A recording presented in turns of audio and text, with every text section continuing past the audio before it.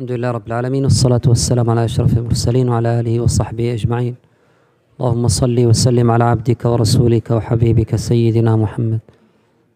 Just before we start, just remind myself and all people to do your best in these 10 days, as all the masajid today talk in khutab. So try to do your best. Try to make a lot of dhikrullah tabaraka wa ta'ala. So try to sit down for 1 hour just for dhikr. And when you do dhikr, try to reflect upon what you say. It's not just words. Try to reflect. If you reflect upon what you say in dhikr, just that 1 hour will increase your iman, will give you sakina, tranquility in your heart.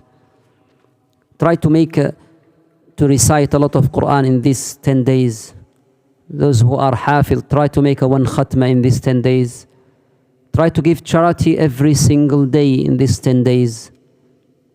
Birrul walidain is one of the most beloved act of worship to Allah tabaraka wa ta'ala. So all those people who, alhamdulillah, their parents still alive, try to take this opportunity. Try to surprise them. Try to take initiative. Try to please them, to do something they love before they ask you for that. Help people is also one of the greatest act of worship. That's why if you have work, try to make this intention that your work is to help people, either Muslim or non-Muslims. And then Sawmu Yawmi Arafah is highly recommended. Rasulullah sallallahu encouraged us to fast Yawm Arafah, just to imitate those pilgrims who attend Arafah. We try to be in the same mood of khudu' and khushu', so we fast Arafah.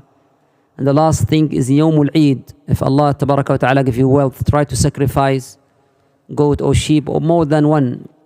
Some people say that one is just the minimum, but if Allah give you wealth, try to sacrifice one here, one in your home country, one in poor Muslim country. Try to send. So this is the more you pay in these days, the more Allah tabaraka wa ta'ala will give you reward. Rasulullah sallallahu alayhi wa sallam in Hajjatul Wada', he slaughtered 100 camels. So he gave 100 camels as a hadi. The obligatory just one. But Rasulullah sallallahu alayhi wa sallam, he realized this is a special days. So he brought 100 camels. That's an indication that if Allah give you wealth, try to slaughter one here and others in different countries. Alhamdulillah Rabbil Alameen, wassalatu ala ashraf al-mursaleen wa ala alihi wa sahbihi ajma'in. We're still in zakat, and we're still in the first type of zakat, which is cash or silver or gold. And today we'll go to the second type of just a quick recap. We said that if you have cash or gold or silver in the bank, you have to give zakat with 2 conditions. Nisab. Who can tell me what does nisab mean? Yes. Minimum amount that you have to give zakat, threshold of zakat. And we said that zakat we can either in silver or in gold. Majority of scholars nowadays, they said gold because it's more stable. So nowadays, what's the equation? How many grams of gold? 85 grams of gold. Or if you want to go to another opinion to be safe, also silver, it's 595 grams of fidda. Okay, if you have this, nowadays the nisab is 5,000, around 5,000. If you have 5,000, is there any other condition also to give zakah? 1 year, to save it for 1 year. It means you don't need it. So nisab and then to save it. Yes. Then we talk about this. Okay, what if the woman had some silver and gold just for usage? Okay, majority of scholars, they don't have to pay zakat for that. Khilafan lil ahnaf. Okay, what if you have, so suppose now you have 5,000 pounds, and then after 6 months you have also 5,000. in the end of the year, you'll give zakat for the total. That's the practical way nowadays, which is madhab al-ahnaf. The other scholars, they say you have to initiate 1 year for every single thing except trade. But it's majority of modern scholars go with Ahnaf here because it's more practical here. Unless you inherit from your father and it's a big amount, then that inheritance you have to start 1 year. Don't combine with what you have in that year. We talk also about La ilaha illallah. Debts. We said if you lend somebody money, do you have to give zakah? Which is this agreement. I support that you don't have to give zakat when you lend some money, because this money is not, you don't have complete ownership of this money. And when he give it to you, to be safe, go with Maliki madhab that you will pay just once among 1 year. It means when you receive it, just pay 2.5%. Otherwise, it's not obligatory. But the one who borrow money, now it depends. If he borrow money to use it, there is no zakat. But if he borrow money to make business, then he have to give zakah. We talk also about the retirement. What if that pension, what's called in English? Pension. So you don't have complete ownership also about that. So that just keep it till you receive it. The same of the dowry, of deferred payment of dowry of women also. You have to wait because there is no complete ownership. Today we'll go to the second type. Rasulullah ﷺ mentioned 3 types of zakatable zakah, which is silver and gold. And second, he mentioned livestock or cattle. And the third is what come from the land. Urud al-tijara, we'll talk about that later. But this is what Rasulullah ﷺ said by many ahadith. Today is livestock or cattle. So in the time of Rasulullah ﷺ, that the most wealth, type of wealth that time is just cattle. They don't have so much cash in the time of Rasulullah ﷺ. So if you see that man is wealthy, it means he has a lot of camels or goats or sheep or cows. That's the indication of wealth that time. And still in many countries now, which was financial resources for many countries, especially Muslim countries, still the same case. If you are from Somali, you have to listen carefully. Because mashallah is number 1 in livestock in Muslim country. Or if you are from Ethiopia, if you are from Mauritania, if you are from Afghanistan, if you are from... So many Muslim countries, they still have livestock. So Rasulullah ﷺ, many ahadith, he mentioned that there's a zakat. Because this is a shukr of ni'matullahi tabaraka wa ta'ala. This is gratitude. You thanks Allah tabaraka wa ta'ala, He give you this. Allah said in Surah Yasin, أَوْلَمْ يَرَوْا أَنَّا خَلَقْنَا لَهُم مِّمَّا عَمِلَتْ أَيْدِينَا أَنْعَامًا فَهُمْ لَهَا مَالِكُونَ وَذَلَّلْنَاهَا لَهُمْ فَمِنْهَا رَكُوبُهُمْ وَمِنْهَا يَأْكُلُونَ وَلَهُمْ فِيهَا مَنَافِعُ وَمَشَارِبُ أَفَلَا يَشْكُرُونَ. They should make shukr. Allah can't they see that Allah tabaraka wa ta'ala created for them this cattle and they can control it and made these cattle obedient for them? Then they can use it, drink from it, or make food from it. So they should thank Allah tabaraka wa ta'ala for that. They should thank Allah tabaraka wa ta'ala for that. So Rasulullah ﷺ mentioned 4 types of cattle: camels, cows, sheep and goats. So if one of your relative or you have in your home country that camels or cows or sheep or goats, you should give zakat with these 4 conditions. Condition number 1, which is 1 and 2 we mentioned before, nisab and 1 year. That's also apply to the cattle. Nisab, which is a certain amount of that cattle, and every single year. But in this livestock, we will add two other conditions, which is the majority of scholars agree with. Number one is these cattle should be free grazing. It means you don't feed the cattle all the year. No, just go and graze in the fields. So if it's free grazing almost the year, if it's just 1 month or 2 months you feed her, that's called also majority. Then it means you have to give zakat. But if you feed these goats or sheep most of the year, there is no zakat. And those people who know the livestock, if you feed them almost the year, this is difficult. You'll buy a lot of stuff to feed them. So because of that, there is no zakat. So that's condition number 3. Number 1 is what? Nisab. We'll talk about this. Second, 1 year. Third, free grazing. It means you don't feed them. If you feed them, there is no zakat in the majority of scholars. خلافا للمالكية. So, number 4, لا تكون عاملة. Number 4 is if you use that cattle for work, not for milk, not for the meat, just for work in your field.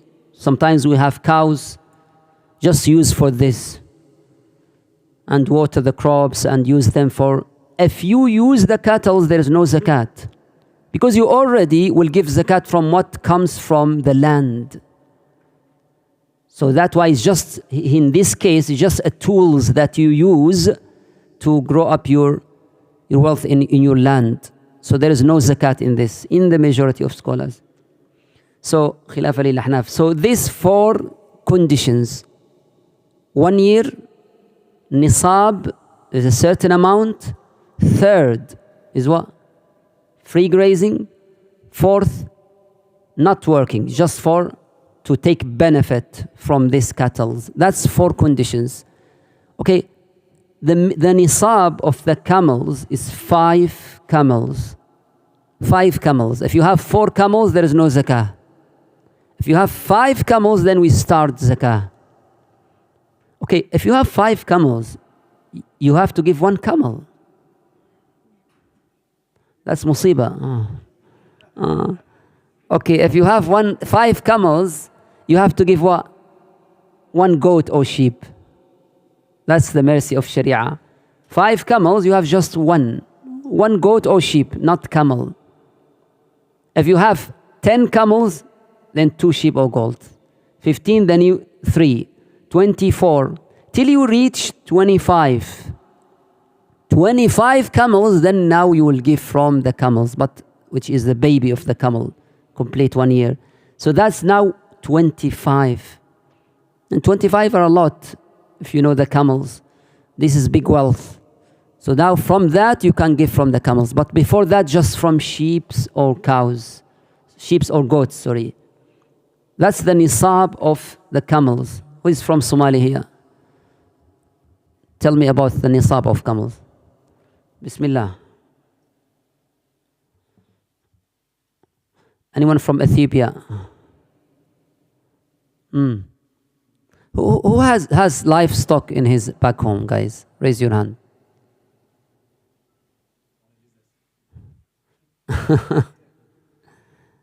We have a lot in Mauritania. No one have? Okay. So the camels, what's the nisab of camels, guys? 5. 5 camels. Anything less? No zakat. You have to give 1 sheep. Till you reach 25 camels, then you give from the camels. Second, cows. Cows is, nisab of cows is 30. 30 cows. Less than that, no zakah. If you reach 30, then you give from cows. 30, then 40, 60, 80, 90, 10, 100. So 30 cows is the nisab, the minimum. Now we come to the sheep or goats, which is now if many rich people here, Muslims, they have to give zakat. They have a lot of goats and sheep, mashallah, in this country. So imagine now you have a lot of goats or sheep. You have to give, the nisab here is 40. But when you have 40 sheep or goats, you have to give just one. And then till you reach 120. The zakat of sheep is the easiest one. Imagine you have 40, you give one. Till you reach 120, you give two. 203. And then after that, 400 for sheep. 500, just 5. Can you imagine? 600, just 6. So any 100, so you just 500, so 500 sheep, how many? 5, only 5. Some scholars said because sheep and goats had a lot of babies, usually. A lot of babies. So that's why Sharia make this more here flexible in this. So that's the nisab of 40 is the nisab of sheep and goats. 30 is the nisab of cows. 5 is the nisab of camel. That's the nisab. If you have this nisab or more, you have to give them to make shukr of Allah tabaraka wa ta'ala. Allah will put barakah in these goats or sheep. Here is a famous question, which is, can I pay by cash? If I have camels, do I have to give sheep or goats, or just I can pay cash? In the time of Rasulullah made a lot of details in this because this is the life of the Arab that time. But nowadays, if you have this, and the cash in the time of Rasulullah is very little, but nowadays cash is prevalent everywhere. So we'll say the asl is don't give from cash till there is a need for that. Because usually when you have livestock, those countries, those people, they see you, they see your wealth, which is livestock. So they waiting for zakat, maybe, oh, that man is very wealthy. Next year we have some sheep or goats, we take benefit. Those people around you, usually also, their life is just this. That's why Rasulullah said, give it from the same thing. Unless there is a need, yes, then you can give cash. For example, if you have these camels and no one will take benefit from that sheep or goat in your society, then in this case, yes, give cash. Because the main maqsid of zakat is to benefit poor people. If poor people don't need sheep or goat, then give them cash. So unless there is a need for that, only these 4 things. If you have anything else from livestock, you don't have to give zakat. Only these 4 for the majority of scholars. So in the time of Rasulullah, he used to send some people, officials, which is zakat collectors, called in al-hadith al-musaddiq or su'at. He sent them to every tribe to collect this livestock. So usually the zakat of livestock is the job of the government. If Muslim government, this should be the job of the government itself. And it collect this zakat, and imagine if we collect the zakat of this livestock in some countries, maybe there will be no one poor man, because some countries have big wealth of livestock. So if we go to the Somal, Ethiopia, or Sudan, this is big wealth of livestock. So if that just zakat from that will be a lot of money, which can cover a lot of poor people. That's the livestock. And we'll start questions. Again, our rules about what we learned before, either in Kitab al-Tahara, purification, or Kitab al-Salah, or Kitab al-Janaiz, or zakat, anything in cash. I forgot one point last lecture. I said malul haram. If you gain mal from haram, all the scholars say there is no zakat in malul haram. However, you have to get rid of this money. That's why if someone come to me and he has some mal haram and say, what I can do with this? If I tell him, oh no zakat. No, get rid of that money.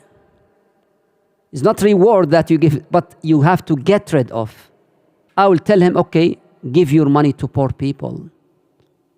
It means get rid of this.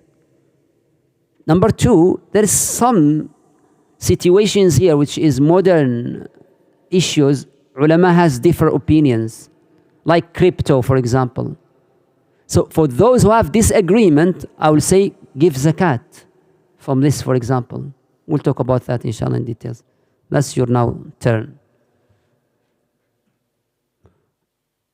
Shay, may Allah tabarak wa ta'ala forgive you.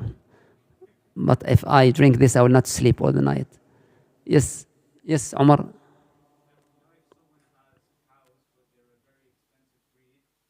Very expensive what?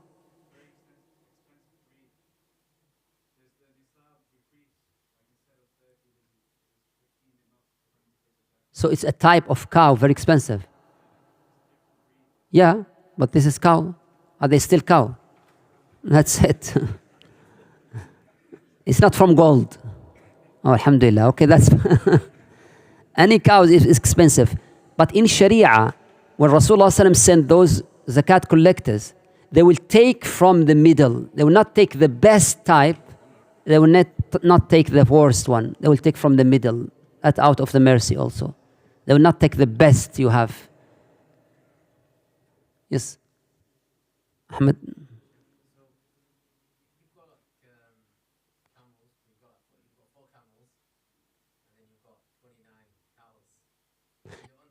If you have 29 cows, just one under the nisab, and 4 camels, just one under the nisab, you don't have to give zakah.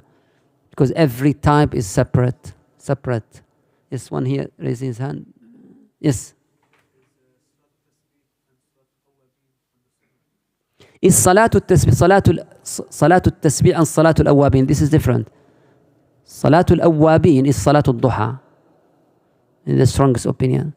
Rasulullah said, Salatul awwabin hina tarmidul fisal. Salatul awwabin, he meant here Salatul duha. But Salatul tasabih, sorry? Okay, that's fine.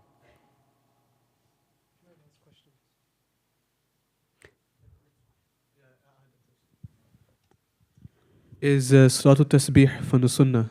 Okay, is Salatul Tasbih or Salatul Tasabih? This is a hadith of Al-Abbas radiyallahu anhu in As-Sunan.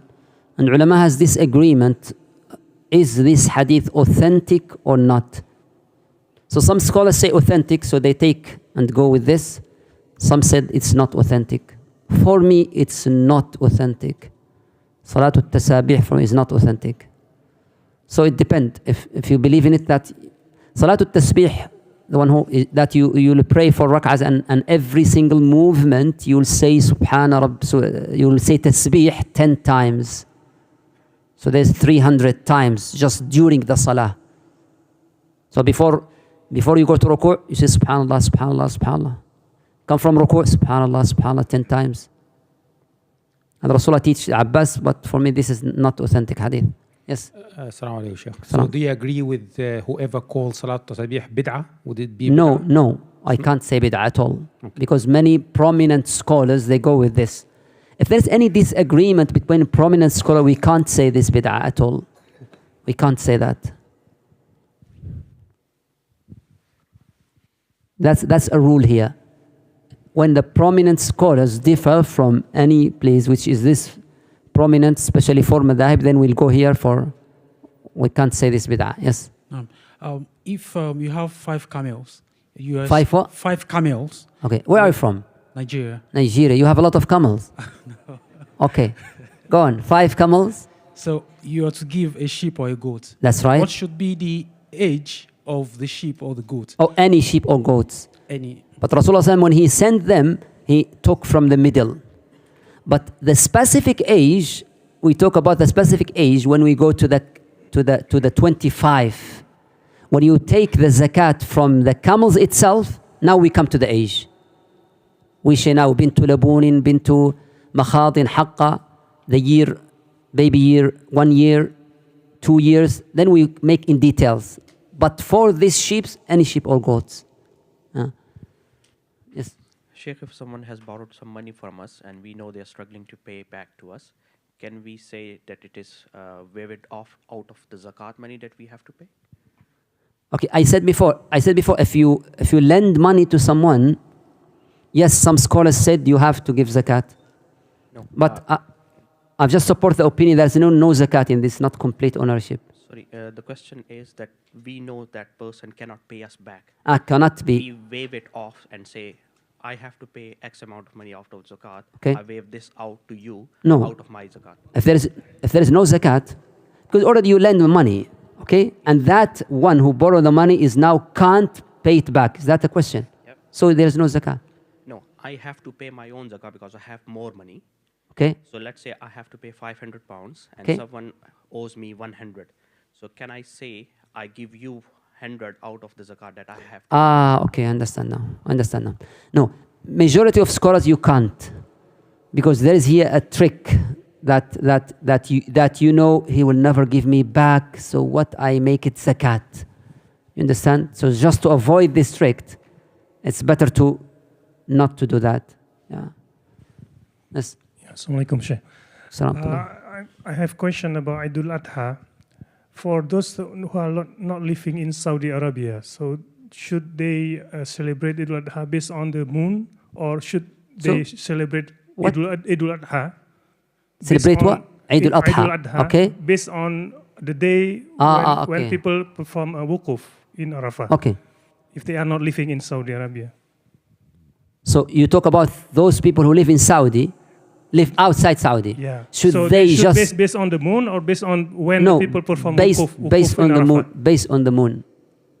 Because before internet come now, do people know what's the hilal in Saudi? Do they know? In all history. So in the history, where are you from? Where are you from? Indonesia. Before this internet, do the Indonesian know that, oh, this is the time of Saudi? Did they know that? They don't know. All the countries. It's just new. So it means it's just upon to the moon. Follow your country. But when the time of Arafah, the time that they're Hujjaj now, and you know by internet, alhamdulillah, this is a good chance to make special dua. Because Allah put barakah in that day when they gather.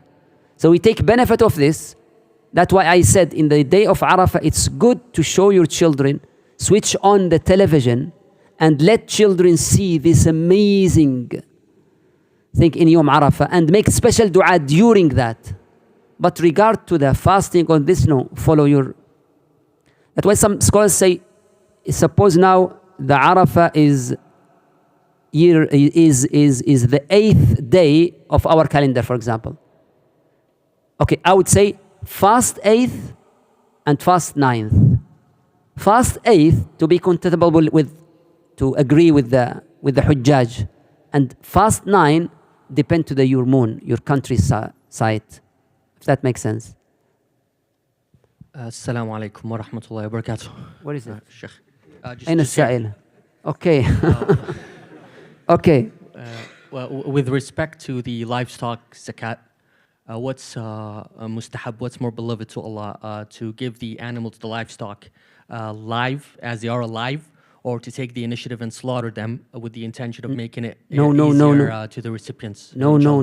You can't slaughter them. You have to give them live. As they are? Definitely. Right. You have to give them live, not slaughter them. Because those people, poor people, they can do whatever they want. Maybe they sell it. Maybe they grow this sheep. Maybe they slaughter it for themselves. السلام عليكم شيخ. صلاة الاستخارة.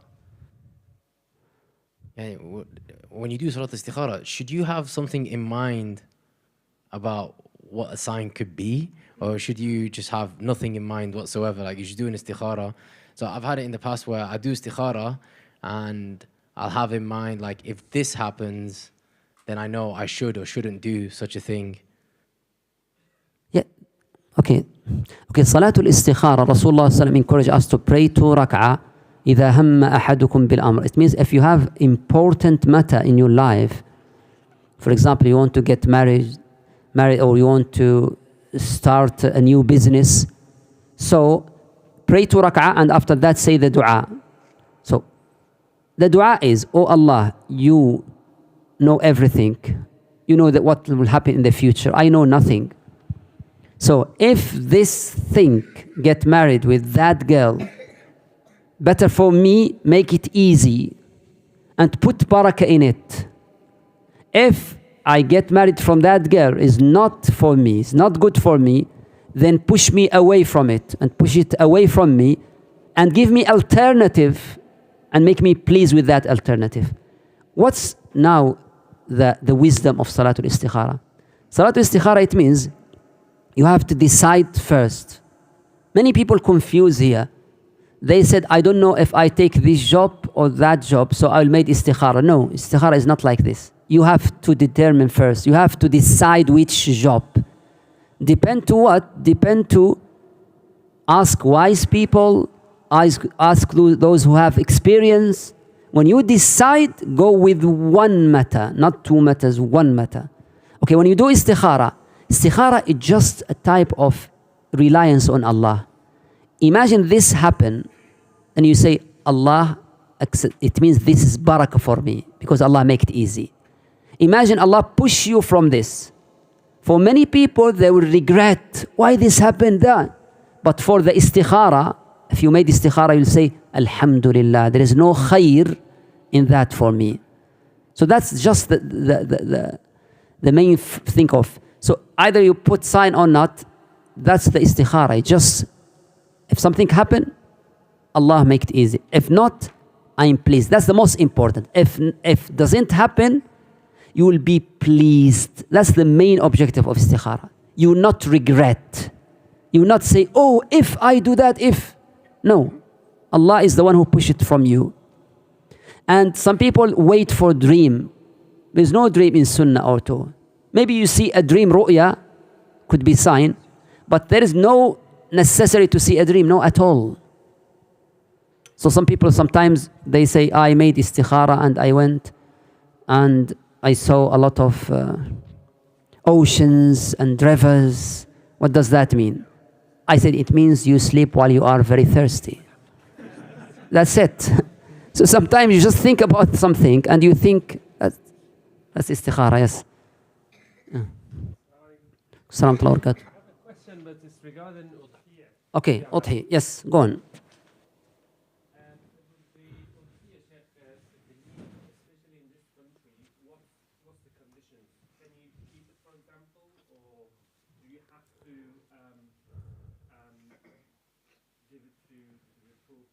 Okay. In this country, if you do udhiyah, can you keep the meat of udhiyah, all the meat at home? Yes, you can. You can keep it all. You can give it all to poor people. You can give some. But it's recommended, not obligatory, recommended for fuqaha to split it in 3 parts. 1 keep it for your family, 1 to your neighbors, and 1 to the poor people. But suppose you keep it all, that's fine. Udhiyah is valid, absolutely.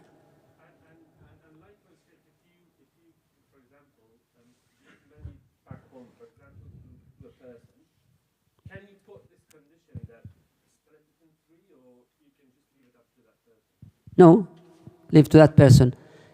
In udhiyah, in this country, you can, some people say, oh, I'm alone here, I don't have family. Can I make udhiyah in another country? Yes, you can do your udhiyah in another country. I would say the better thing in this country, if you have family, if you have children, it's better to make udhiyah here. Then your children see this udhiyah and another udhiyah in your back home because it's very cheap in back home. So do 2, 1 there and 1 here. Or some people, because of back home is more necessary, they made udhiyah there, but here they buy some meat to show the children that this is special day. That's fine also. But very important to bring meat a lot of meat for your children in this day, just to teach them this is special day. This is Yawm al-Adha. And again, you can, if Allah give you wealth, you can make more than one udhiyah. More than one udhiyah. Udhiyah here in different countries. Allahu alam. Yes. شيخ ممكن سؤال عن الحج في حج. تفضل. اكو ناس ما عندهم فلوس ما عندهم فلوس يعني هو الرسومات حوالي يعني 10,000 جنيه استرليني بس اكو ناس ما عندهم فلوس بس ياخذون فيزا بثلاث اوراق 300 يو زي دولار بعدين يروحون للحج يعني يختلطون ويا الناس يسوون كل شرائع الحج وبعدين يرجعون ويا الحجاج هذا الحج مقبول تريد تعمل لي مشكلة يا لا هذا ينبغي أن أجاوب عليه برايفت. أوكي. يس. عليكم السلام ورحمة الله وبركاته. Okay, al-udhiyah for how many people? Udhiyah is on behalf of you and your family. So one udhiyah, one goat or sheep is about on behalf of you, your wife, your children. Or if any of your cousins live with you all the time and you are the one who pay for everything, that's also among your family. But if you want to cow or camel, then seven families can be in one camel. خلافة للمالكية. Yes. Assalamu alaikum. Do you pay a zakat on horses and donkeys? Do you pay zakat on horses and donkeys and mules? Majority of scholars no. But Hanafi madhab on horses, yes. You have to pay zakat on horses. But vast majority, they say no because there is no hadith about authentic hadith about the horses. So Hanafi madhab, yes, there is. Majority of scholars, there is no zakat. Yes. Assalamu alaikum, Sheikh. Sheikh, you know if you're doing udhiyah, is it makruh or haram to cut your nails or trim your hair? Or is it haram or makruh to cut your nail or hair if you won't intend to do udhiyah? Okay, there's a famous hadith in Sahih Muslim. حديث سلمة أن النبي صلى الله عليه وسلم إذا دخل العشر فأراد أحدكم أن يضحي فلا يمسن من شعره والظفر حتى يضحي. Rasulullah said if the 10 days start and you want to give udhiyah, then don't cut your hair or nail till you slaughter your udhiyah. Ulama have long discussion about this hadith. It's in Sahih Muslim, but it's from the hadith which has a long discussion. Is it hadith ma'lul or not ma'lul? Is it authentic hadith or not? Is it long discussion? Anyway, so they have mainly two opinions. Majority of scholars said it's not haram, it's just makruh. Some of them said, we have three opinions here. Majority of scholars say makruh. Some scholars say it's allowed, and Hanbali madhab said it's haram. So now it's prevalent now for many people that this is haram, you can't do anything. This is only Hanbali madhab. They go for this hadith. But other madhahib, some muhaddithin, they have doubt about this hadith itself. Because all the ruwat, they didn't act upon this hadith. So this is min ghayri al-ma'muli bihi. We don't act upon this hadith. So I would say, it's makruh on the majority of scholars. If someone do it, does that affect his udhiyah? No at all. That's a consensus between all scholars. If you do that, even for Hanbali madhab, if you do that, your udhiyah is valid, acceptable. So don't misconcept about this. But is it haram or makruh or jaiz? I would say it's makruh. If there is a need, you can do it. Yes. That's why I make in safe before I start. I will shave to be in safe. Okay. Yes. Sheikh, what's the ruling regarding the al-amilina alayha? Because in many Western Islamic charities, they deduct up to 12.5% of zakat donations, and many Muslims believe that the zakat is not valid. Okay, this will talk this is out of our condition, Muhammad. We'll talk in details about the recipients of zakah, which is al-amilina alayha. We'll talk about this, inshallah.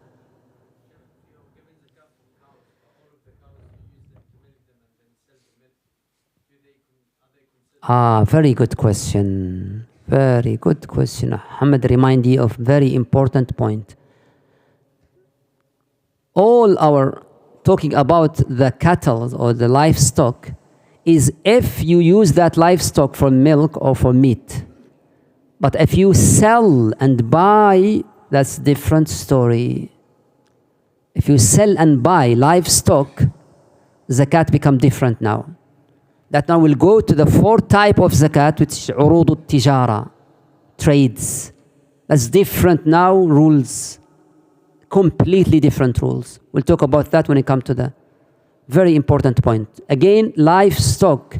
If you buy and sell in livestock, you have to pay zakat, but not the zakat of livestock. The zakat of trades, of business. We'll talk about that later. Jazakallahu khairan. Yes?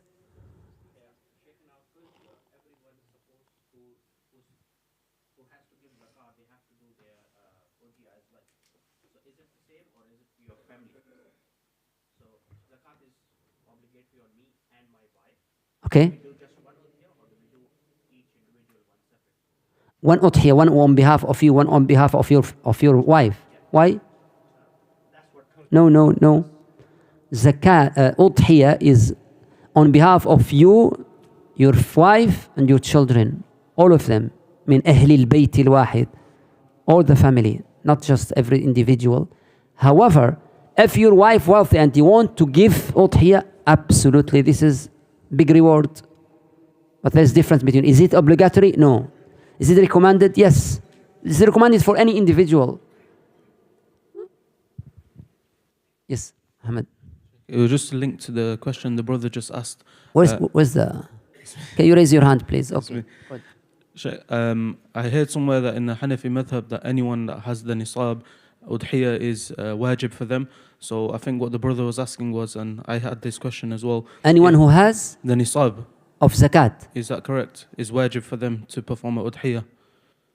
So for example, if the husband and the wife both, zakat is obligatory upon them, do they both need to give their own udhiyah? I think that's what the brother was asking. It means this is out of my knowledge. I have to research it. I don't know this. I don't know there is Hanafi madhab in this. This is the first time I heard this. I have to search. I'll come back to you, inshallah. So again, if you have nisab zakat, money, you have to give udhiyah for you and your wife. Okay. I'll search. Assalamu alaikum, Sheikh.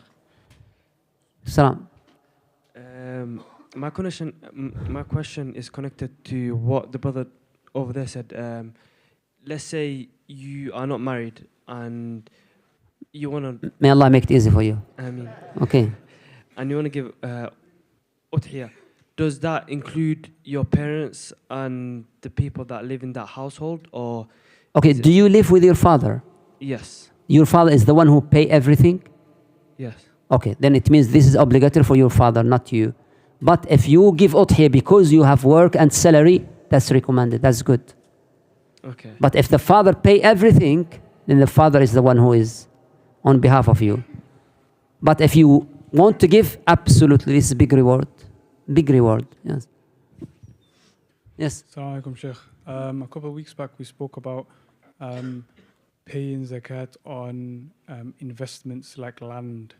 I can't remember you answering the question. Investment about what? We don't talk about investment at all. We spoke about zakatul mal. Yeah, but we talk about the cash, not the business. Okay. Investment is in the type of business. We don't talk about that. We didn't talk about that. Okay, is that something we're going to cover? No. Yes, I cover. Definitely we'll cover. But you don't ask now. But we'll cover it. Absolutely we'll cover it. Okay. Just try to attend every week. Inshallah. Ahmed?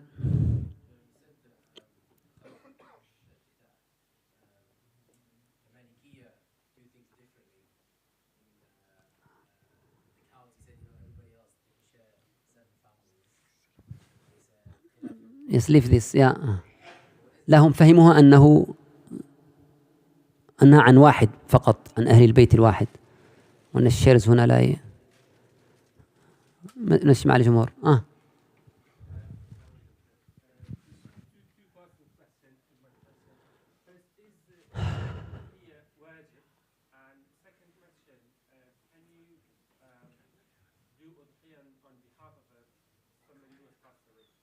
Is udhiyah wajib, obligatory?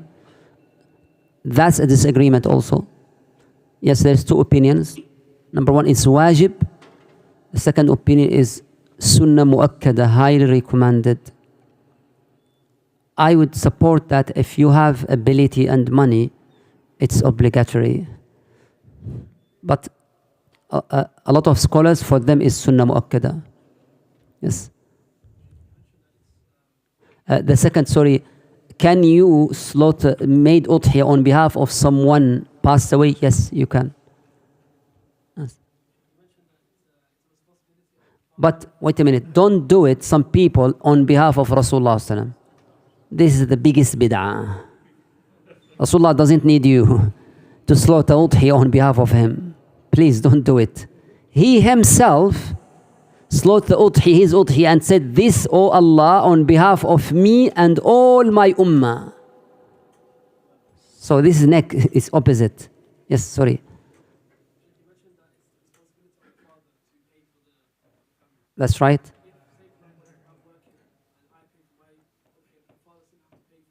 Okay, if you live with your father but you pay also, then you have udhiyah and your father have udhiyah. Both of you. Sunnah muakkada. Highly recommended. Yes.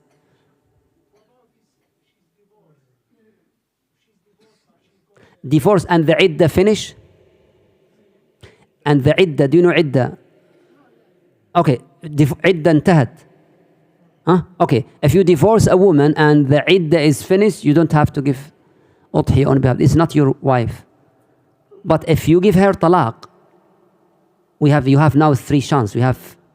We have now 3 months or 3 cycle months, which is iddah. She's still your wife. So udhiyah was on behalf of her. But the udhiyah is finished, it's not your wife.